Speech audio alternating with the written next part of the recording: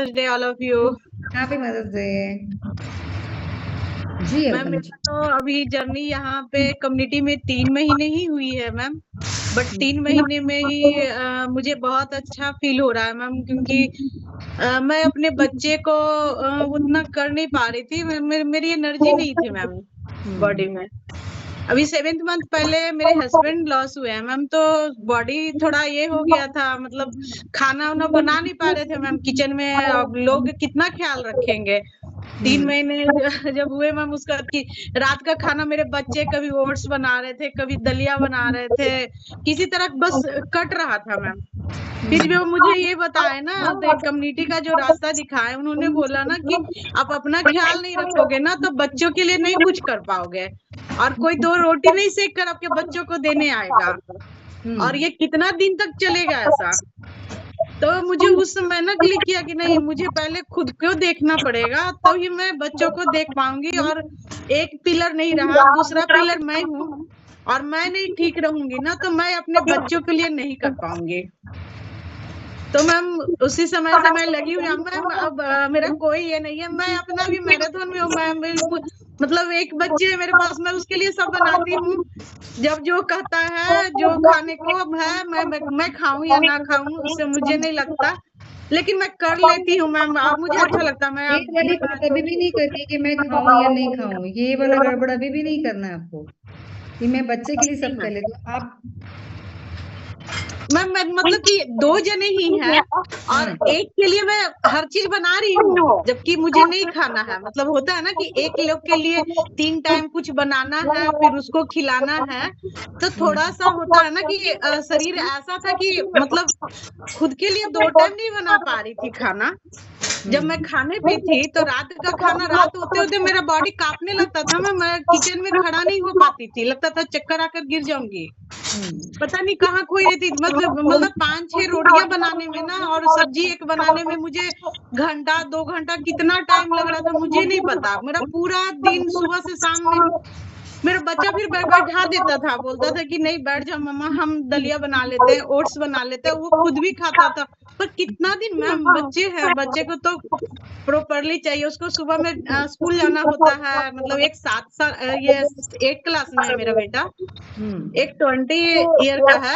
वो जस्ट अभी, मतलब मैं जब अपना ख्याल रखने लगी हूँ ना, तो वो मुझे छोड़कर अभी बाहर निकला है मैम। मतलब इतने महीने से वो अपना सारा स्किप करके मेरे लिए बैठा हुआ था घर पे।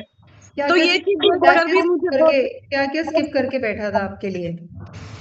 मैम पहले तो वो मतलब कि जूनियर इंजीनियरिंग करके जस्ट आया था, तो उसके फादर ये हो गए, तो वो अपना तैयारी कर रहा था। तो जस्ट ऐसे होने से थोड़ा हमारा घर का भी मतलब जो भी अर्निंग है मैम, तो वहाँ पे भी दिक्कत आ रही थी। दिक्कत क्या आ रही थी, मतलब चीजें संभालने में लगे थे, कुछ समझ में नहीं आ रहा था। मेरा बच्चा बोला ना कि मम्मा पहले आप ठीक रहिए, हम सब कर लेंगे, देख लेंगे। मतलब अभी 20 ईयर का है मैम, ज्यादा उम्र नहीं हुआ उसका, 20 या 21 ईयर का। उसके बाद ना जब हम इससे, तो वो अभी भी बोलता है वहां से कि नहीं मम्मा आप करो। वो छोड़कर वो बोला हम जॉब करेंगे मम्मा, हम प्राइवेट में चले जाएंगे, हम वहां से करेंगे, फिर हम अपना देख लेंगे क्या करना, आप ठीक रहिए, आप रहिएगा तो सब हो जाएगा। फिर यही मुझे लगा ना कि क्या मैम, यही तो आप रहेंगे सही तो तभी तो सब कुछ हो तो जाएगा। मैम मुझे अब ये लग रहा है ना, जब मैं फरवरी में ज्वाइन की हूँ मैम। 1 फरवरी से मैं न्यूट्रिशन शुरू की हूँ। फिर मैम वो ना लास्ट फरवरी में मैम, इतने दिनों में ही वो फर्क देखा मेरे अंदर। 24 या 26 फरवरी को ही वो मुंबई के लिए निकल गया मैम। मैं तो बिहार में हूँ, बस बातें रोज करता है, लेकिन हम कहते हैं कि बेटा बहुत थोड़ा सा मतलब कि कॉस्ट लगता है थोड़ा भी पर। तो कहता है ना कि छोड़ो ना ये सब मत सोचो, पहले ठीक हो जाओ, बाकी तो जो जैसे होगा ऊपर वाले रखेंगे डाल लेंगे, पहले स्वस्थ रहना जरूरी है। क्योंकि मेरे हस्बैंड भी हेल्थ इश्यूज की वजह से ही गए। मैं उनके लिए 12 साल सफर की हूँ। मैं अपनी जिंदगी नहीं जी हूँ, हॉस्पिटल, डॉक्टर। आप कंफर्टेबल है बताने के लिए कि क्या चैलेंजेस आपके हस्बैंड के साथ? मेरे हस्बैंड के साथ मैम एक्चुअली उनको हॉटकिन लिम्फोमा था मैम। मैं 12 साल पहले उनकी एक किडनी भी रिमूव करवा चुकी थी। उनको वहां पे भी सिस्ट था, डॉक्टर ने बोला कैंसर आ जाएगा। तो मैं वो कि फिर उसके बाद उसका फॉलोअप चल ही रहा था, बीच में 5 साल का फॉलोअप रहा मैम। उसके बाद उनको हॉस्टिंग लिम्फोमा आ गया।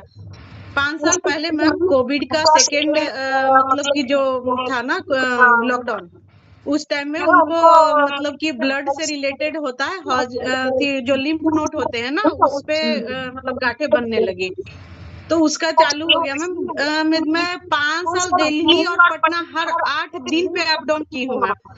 3 साल से मैम मेरा ये स्थिति है कि मैं सो नहीं पाती थी, इतना स्ट्रेस था। मैं अकेले लेडी, इनका भी कोई पीछे से फैमिली में नहीं, मैं भी 2 बहन ही हूँ, मतलब सब अपना वो भी फैमिली में, और कोई कितने दिनों तक लगा रहेगा। मैं 3 साल से मेरा खुद का एम्स में मैम, दिल्ली एम्स से करवा रही थी। वहाँ मेरी ये मनोचिकित्सक से जो स्ट्रेस की दवा होती है ना मैम, वो चल रही थी, नींद की गोलियां चल रही थी, पर मैं तब भी नहीं सो पाती थी। आज भी ले रही हूँ, बट मैं सो रही हूँ। मुझे एक कैलेंडर की आवाज, घड़ी की टिक टिक, पूरे रात, मतलब अब 2 बजा है, अभी और रात है, अभी पूरा रात काटना, मतलब वो रात का टाइम होता था ना जो काटना बड़ा मुश्किल। ये सब जो होती है ना मैम, ये सारे में इतना हेल्थ इश्यूज, जो खाने पीने का ध्यान में नहीं रख पाई अपना ना, उस सब में पेन। मैम एक चीज ठीक करने के लिए एक डॉक्टर के पास जाती थी, वही दिखाते दिखाते अपना भी नंबर लगाया, अपना भी दिखा, वो चीज ठीक हुआ, दूसरा चीज शुरू बैक पेन, ये घुटने में आपका लगता है ना साइटिका का प्रॉब्लम आ रहा है, डॉक्टर आप एक्सरसाइज करो। मुझे टाइम ही नहीं था मैम, मैं उनका देखती कि मैं खुद का देखती, बस लगी मेडिसिन जो देते थे ना वो ऐड कर लेती थी, मतलब ऐसे करते करते अभी 6 जून को मैम मतलब नहीं ध्यान रख पा रही थी, दिन भर लाइनें लगना, भूखे रहना, दौड़ना, 1 महीने वो एडमिट होते थे वहां हॉस्पिटल में, तो उनका ख्याल रखूं कि खुद का समझ में नहीं आता। लेकिन मुझे लगता है कि और भी कुछ हम अपने लिए भी सोच सकते थे उस समय, क्योंकि उन्हीं का ओपीडी करवाते हुए मैम 6 जून को मेरा हार्ट अटैक आया, और वो गैस्ट्रिक का प्रॉब्लम 3 महीना पहले से शुरू हुआ, जून के 3 महीने पहले से मैं एडमिट तो नहीं होती थी उनके वजह से, मतलब कि लगता था कि उनका फिर कौन ख्याल रखेगा, बट इंजेक्शन लेना पड़ता था मैम नसों में जो होता है ना वो गैस के लिए, और ये क्योंकि भूखे भूखे दिन, पूरे दिन पानी नहीं पी रहे हैं, खा नहीं रहे हैं, जबकि जान रहे हैं कि हम गलत कर रहे हैं, लेकिन मेरे पास ऑप्शन नहीं था कि हम वहां पे क्या करें।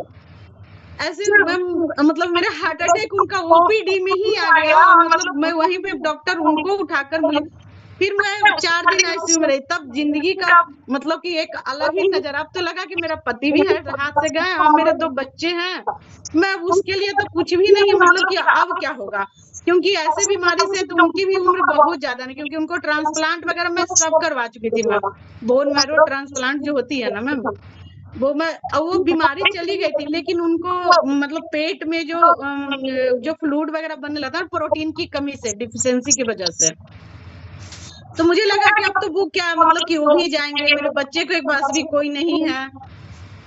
मैं इतना थर्रा कि उसके मेरा ताकत, मतलब धीरे धीरे उसी समय से एनर्जी जाने, उसके 3 महीने बाद आपने इतने सारे चैलेंजेस अपनी और अपनी फैमिली में झेले हैं, तो आपसे ज्यादा बेहतर सेहत की वैल्यू को कौन समझ पाएगा। यस मैम, कहते ना, जो जिस तन लागे वो तन जाने।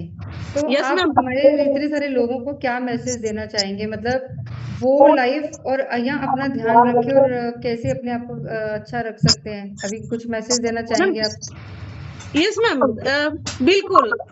आदमी को ना पहले खुद का देखिए, और हॉस्पिटल जाने से पहले खुद का केयर करना शुरू कर दीजिए, क्योंकि वो जो जर्नी होता है ना मैम, वो बहुत पेनफुल होता है। ये तो बहुत इंजॉय है, मैं हंसना नहीं, मैं पहले का मतलब सेशन में मैं कल्याणी मैम बोलती थी कि आप एक बार कैमरा तो ऑन कीजिए, मुझे नहीं करने लगा, मैं रोती रहती थी, उनसे कितनी बार बातें करती थी, मैं यहाँ से हंसने लगी हूँ मैम, मैं बोलने लगी हूँ, अच्छा फील करती हूँ। मैं जिस दिन मुझे बोली मेरी एंजल, मैं उसी दिन बोली कि मैम मुझे ज्वाइन करवा दीजिए, क्योंकि मेरे बच्चे, मैं क्या करूंगी, मैं उनके लिए बहुत की, मैं बच्चों को बहुत सफर किया है मेरा, मैं बच्चों के लिए करना है मुझे, लेकिन मुझे अंदर से ताकत ही नहीं है, हम क्या करें। तो बोले कि नहीं 2 दिन का डेमो लीजिए उसके बाद आइएगा। मुझे पता है मैम, लेकिन फिर भी मेरी बुआ है एक्चुअली, वो अपना बहुत सारे चीजें हेल्थ इश्यूज, लेकिन चूंकि हम इतना परेशान थे ना मैम कि वो बोल नहीं पा रही थी खुलकर। जब मेरी परेशानी देख रही थी ना, तो वो ये कम्युनिटी के बारे में खुलकर नहीं बोल पा रही थी कि इतनी परेशानी है, इसको क्या बोले, लेकिन ये अपना हेल्थ पे नहीं फोकस कर पा रही है।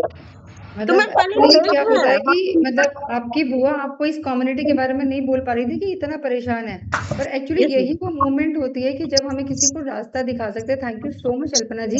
अगर आपकी बुआ ने आपको यहाँ का रास्ता नहीं दिखाया होता तो आज आप भी पता नहीं आप कैसी हेल्थ को एंजॉय लीड कर रहे होते।